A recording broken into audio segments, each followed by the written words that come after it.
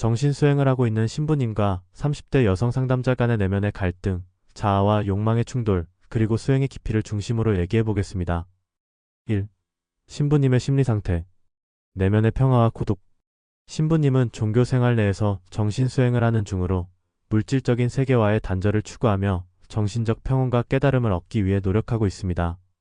그의 삶은 철저히 자기 수양과 내면의 성찰에 집중되어 있기 때문에 외부의 자극을 최소화하고 고요한 명상과 수행을 통해 스스로의 정신적 성장을 목표로 합니다.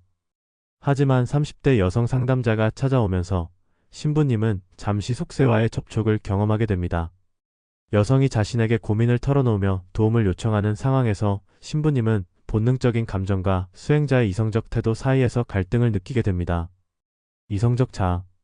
신부님은 자신의 정신적 목표에 집중해야 한다는 이성적인 자아를 강하게 의식합니다. 그는 상담자의 문제를 해결하는 것은 물론 그 과정에서 자신의 수행을 방해하지 않도록 자제력을 발휘하려 합니다. 또한 여성의 유혹이나 감정적 교감이 자신을 흔들지 않도록 경계해야 한다고 생각합니다. 인간적인 감정. 신부님은 여성의 진지한 고민을 듣고 그녀의 불안과 고통에 공감하면서도 점점 더 심리적으로 끌리게 되는 자신을 느낍니다. 여성의 감정에 동조하고 그녀가 겪는 내면적 갈등을 해결하고 싶어하는 마음이 싹트게 되지만 이는 곧 속세의 욕망과 수행의 목표 간의 충돌을 일으킵니다. 고뇌와 자아의식. 신부님은 자신의 내면에서 끊임없이 수행의 길을 떠나지 않으려는 의지와 여성에 대한 감정적 동정 사이에서 고뇌합니다. 그는 여성에게 마음의 평화와 내면의 해결책을 제공하려 하지만 그 과정에서 스스로의 감정이 어떻게 변해가고 있는지에 대한 불안도 감지합니다. 여성 상담자의 심리 상태. 불안과 속마음의 갈등. 여성 상담자는 자신의 인생에 대한 불안과 고통을 안고 도사님을 찾아왔습니다.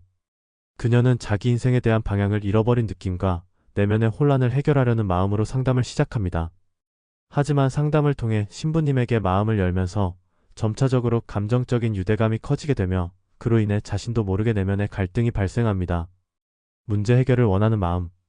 여성은 처음에 정신적 지침과 내면의 평화를 찾기 위해 상담을 시작합니다. 그녀는 신부님이 제공하는 조언을 통해 자신의 고민을 해결하고자 했으며 그에 대한 의존감이 점점 커집니다.